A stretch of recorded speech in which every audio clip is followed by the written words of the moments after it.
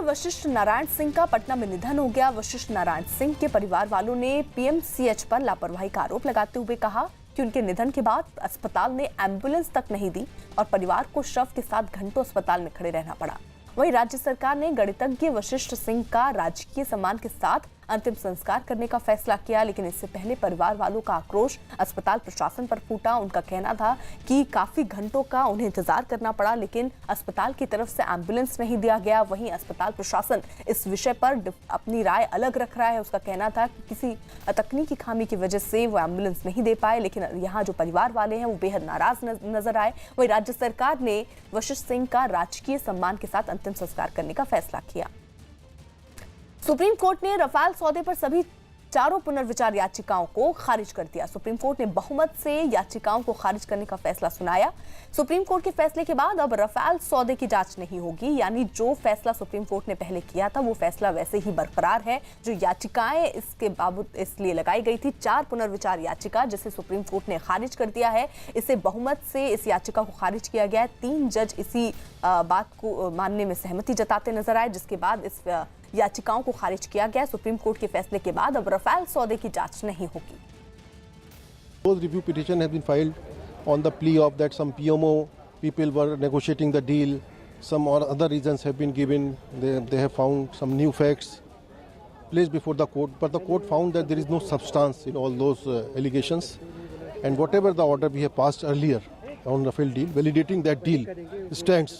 And so therefore they dismiss the all the review petitions. PL Punia ji, आज महत्वपूर्ण judgement आया। Rafale पर review petition डाली हुई थी, कोर्ट ने, सुप्रीम कोर्ट ने उसको रिजेक्ट कर दिया है। कहा है कि जो फैसला था रफेल पर, क्लीन चिट एक तरीके से सरकार को दोबारा दे दी है। आज जजमेंट आया है और रिव्यू पिटीशन की जितनी भी याचिकाएं था कल, जिसके बारे में हमने विस्तृत रूप से चर्चा की आपसे, उसमें हर रूप से हमने जो दलील की थी माननीय स्पीकर के विषय में कर्नाटक में, वो सभी पॉइंट्स पे, चारों मुद्दों पे अपहोल्ड हुई उच्चतम न्यायालय द्वारा। एक कि डिस्क्वालिफिकेशन सही है, कानूनी है, वैध है। दूसरा कि इस्तीफा देकर आप डिस्क्वालिफिकेशन नहीं बच सकते। तीसरा, डिस्क्वालिफिकेशन उस दिन से, उस शुरुआत से होता है जब आपने गलत काम किया, न कि जब आदेश होता है डिस्क्वालिफिकेशन का। और चौथा, यद्यपि आमतौर पे 7 दिन का समय काल होना चाहिए, उससे कम भी हो सकता है। एक बात पे जो मैं समझता हूँ उच्चतम न्यायालय सही है कानून में, उन्होंने निरस्त किया है स्पीकर के आदेश को कि भाई वापस आप चुनाव में खड़े नहीं हो सकते। मैं समझता हूँ ये कानून में सही बात कही है उच्चतम न्यायालय, इसलिए इसमें भी बहुत हद तक समूची सफलता रही है। Friends, I speak here in my capacity as the lead lawyer in the Karnataka speakers matter whose order has been upheld yesterday. I speak in my capacity as a lawyer in Sabrimala, the first and the second review petition proceedings, and as a lawyer in the Rahul Gandhi contempt matter. This is purely a legal interaction and I have nothing to say on politics. I want to say 3 or 4 things very quickly.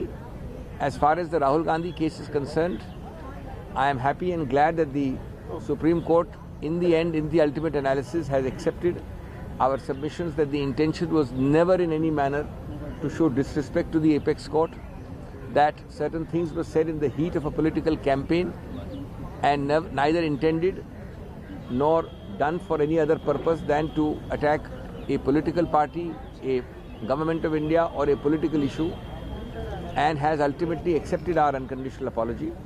I know that there are some passages suggesting that he should never have said so in the Rafale planes के बारे में गलत आरोप लगाकर झूठ को सही साबित करने की कोशिश किया गया कांग्रेस के द्वारा, राहुल गांधी के द्वारा। ये सारा जो प्रकरण था वो राजनीति से प्रेरित था।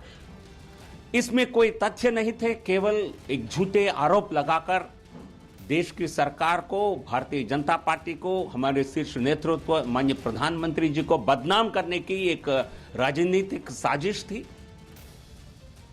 पीएल पुनिया जी, आज महत्वपूर्ण जजमेंट आया। रफेल पर रिव्यू पिटीशन डाली हुई थी, कोर्ट ने, सुप्रीम कोर्ट ने उसको रिजेक्ट कर दिया है। कहा है कि जो फैसला था रफेल पर, क्लीन चिट एक तरीके से सरकार को दोबारा दे दी है। आज जजमेंट आया है और रिव्यू पिटीशन की जितनी भी याचिकाएं थी वो सब खारिज कर दी गई। तो ऑनरेबल सुप्रीम कोर्ट का जजमेंट है, सभी को सम्मान करना चाहिए, वो अंतिम फैसला है, इसमें अब आगे कोई बहस की गुंजाइश नहीं है।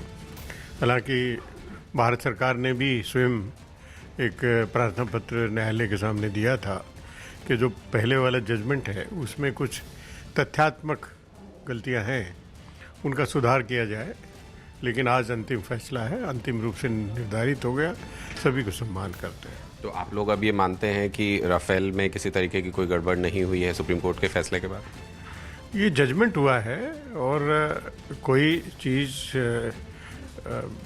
चलती है, कोई मामले उठते हैं, कोई तथ्य सामने आते हैं, नए तथ्य आते हैं, तो उस समय चर्चा होती है। इसका मतलब ये नहीं है कि इसके ऊपर चर्चा बंद हो गई है, चर्चा थोड़ी बंद होती है। तो एक राहत की बात भी है आप लोगों के लिए कि राहुल गांधी जी के मामले में एक राहत की बात भी है कि ये कहा है कोर्ट ने कि जो एक पिटीशन थी कि उन पर केस दर्ज होना चाहिए, उसको खारिज कर दिया है, कंटेम्प्ट पिटीशन की ज़रूरत नहीं समझी कोर्ट ने। हाँ, राहुल जी के ऊपर भी पिटीशन जो फाइल किया था, कंटेम्प्ट पिटीशन, वो भी न्यायालय ने खारिज किया है और अंतिम रूप से वो भी निस्तारित हो गया। जो राजनीतिक रूप दिया जा रहा था वो खत्म हुआ। तो सुप्रीम कोर्ट ने मानहानि केस में राहुल गांधी की माफी को मंजूर कर लिया है। सुप्रीम कोर्ट ने राहुल के चौकीदार चोर है वाले बयान को दुर्भाग्यपूर्ण बताया। सुप्रीम कोर्ट ने कहा कि राहुल को बयान देते वक्त सतर्क रहना चाहिए था।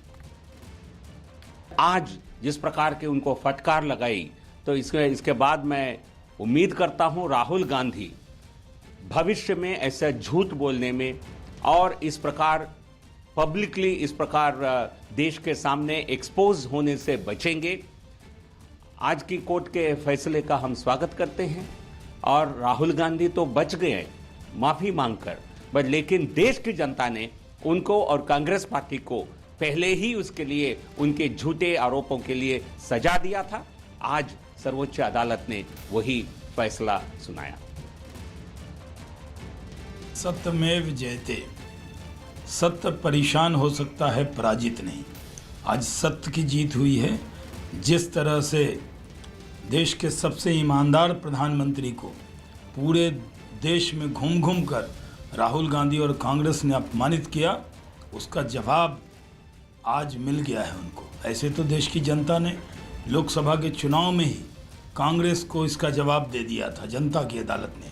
आज सुप्रीम कोर्ट ने भी जो फैसला किया है, हम उसका स्वागत करते हैं और पूरे देश के लोगों को आज राहत मिली है, क्योंकि